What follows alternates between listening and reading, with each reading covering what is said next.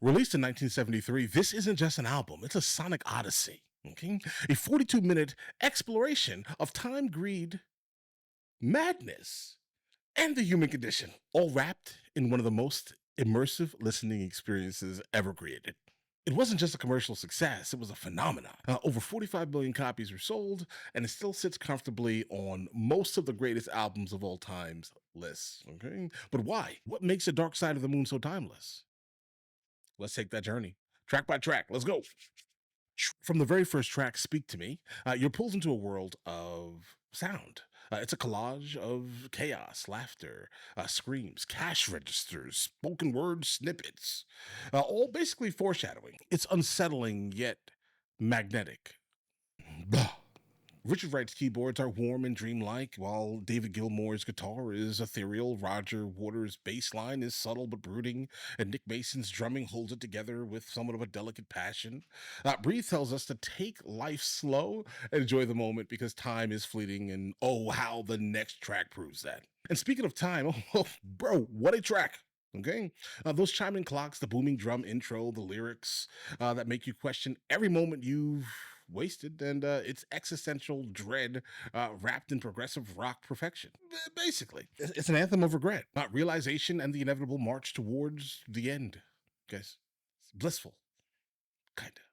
Then there's Money, a song so iconic that even people who've never heard the album know that bass line, that distinctive 7/4 time signature, and an absolute groove. It's a critique of greed, capitalism, and excess. But let's be honest, it's also a banger. But for me, the real emotional powerhouse is Us and Them, a slow, melancholic masterpiece about war, division, and the endless cycle of human conflict. It's the sound of looking at the world from above and seeing all of our struggles, our violence, our separation, and realizing how small and fragile we all are.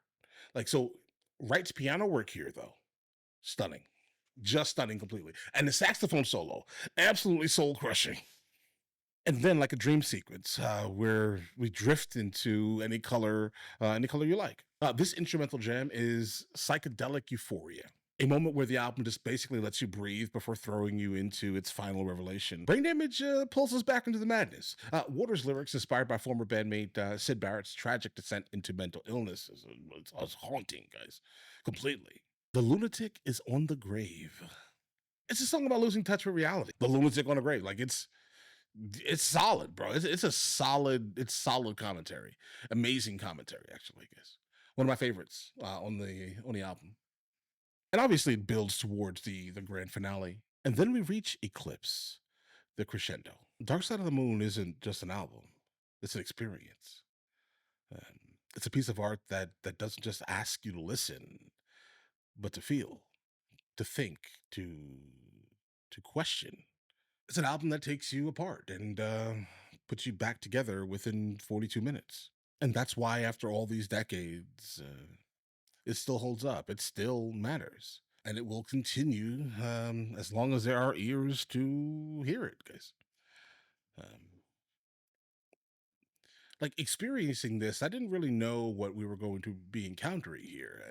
I've heard a couple of Pink Floyd songs that you guys have sent me, and I've just been blown away by experiencing this album here. Like, blown away. This is like a life changing moment in time, guys. I definitely appreciate the suggestion, guys. Absolutely. This, I think, is incredibly meaningful, and I appreciate this experience more than I can probably even explain in this context here, guys. But guys, you guys all have an absolutely amazing day. If you guys want me to do more of these, just let me know in the comments, and we'll try to get to them as soon as humanly possible. I'll catch you guys later.